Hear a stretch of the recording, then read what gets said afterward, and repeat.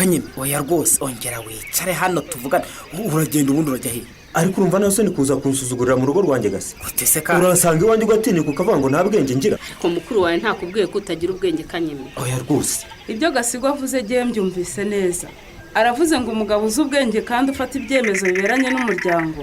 yumvikana n'uwo bashakanye mu nyungu z'ahazaza h'umuryango wabo kandi Kamanazi niwe waneje mukuru wanjye ujya kumubwira amangambure ndarengana umugabo umujyanama w'ubuzima ntiyari gupima abana bacu ngo atubwire yuko badakura neza inshuro ya gatatu ngo ceceke kanyeme ubwo rero muhongera rwakugiye mu matwi ngo uzuncurike nk'uko wacuritse mukuru wanjye Gasigura byemeye atasiyo kanyemera witondera amagambo uvuga umugore wanjye ntiyancuritse ubundi se kuba njye n'umugabo wanjye tujya inama tukumvikana kujya inama uvuga n'icyo ariko kandi ntitwakwibagirwa kumvikana ko tugomba gushakira abagize umuryango wacu indyo yuzuye irimo ibikomoka ku matungo wibuke ko ibikomoka ku matungo bifite intungamubiri zitaboneka mu bindi biribwa kandi abana bacu bakaba babikeneye mu ifunguro rya buri munsi kugira ngo bakure neza reba nk'ikiraka muheruka ubwo mwubakiraga mupenzi niko kanyeme mbabarira umbwire wagejeje hano amafaranga ngaho uvugishije ukuri ariko se mwarekera ahubwo sinumvise harya sheri nyibutse amafaranga nahembwe muri kiriya kiraka twayakoresheje iki twaguzemo ihene ebyiri n'inkokokazi 3 nyine kugira ngo abana bacu babone amagi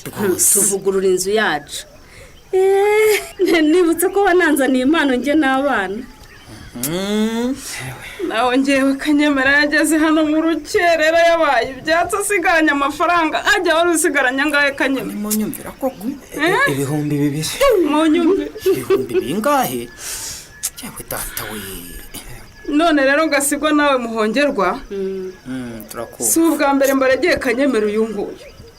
ahubwo nimubona afashe umwanzuro ukomeye wo kwisubirira iwacu n'ubuzima umuti si uguta urugo rwawe n'abana bawe Kamana none sengire rwose kanyemera uyu nguyu twamubwiye byinshi nizere ko yumvise sifite aho mpera pe ugomba kwisubiraho rwose ariko reka mvuge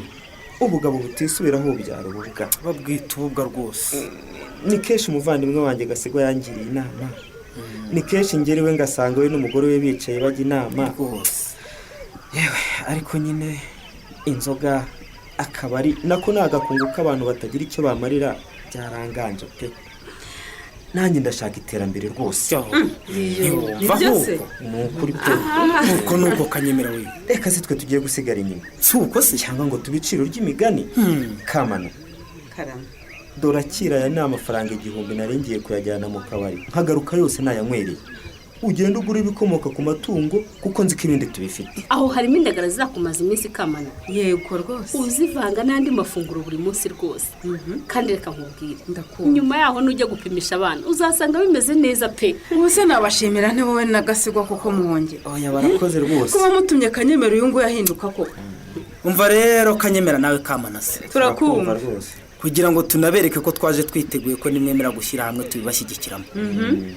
nyina muhongerwa wanjye rwose twavuye mu rugo twumvikanye ko tuzabaye inkoko y'inkokokazi igeze igihe cyo gutera bigatangira kuba amagi murakoze mwana ubuse mbashimire ne rwose ayiwe data we imana ishimwe rwose ndabashimiye cyane rwose nawe birandenze turabashimye gusa mbasezeranije kwereye none mugiye kubona kanyemera mushya utari wa wundi mwari muzi kanyemera ujya inama n'umugore we bakumvikana ku iterambere ry'umuryango kanyemera uzirikana ko abo mu rugo rwe bagomba kubona indyo yuzuye kandi irimo ibikomoka ku matungo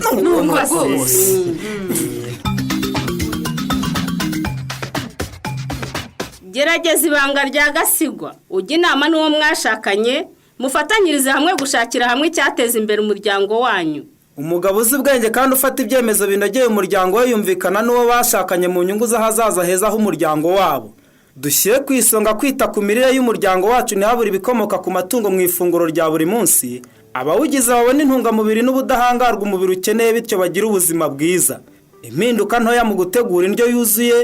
ubuzima bwiza bw'umuryango wawe ubu butumwa mubugejejweho n'umuryango Urunana Development Communication ku bufatanye na Landorex binyuze mu mushinga Orora Wihaze uterwa inkunga na USAID.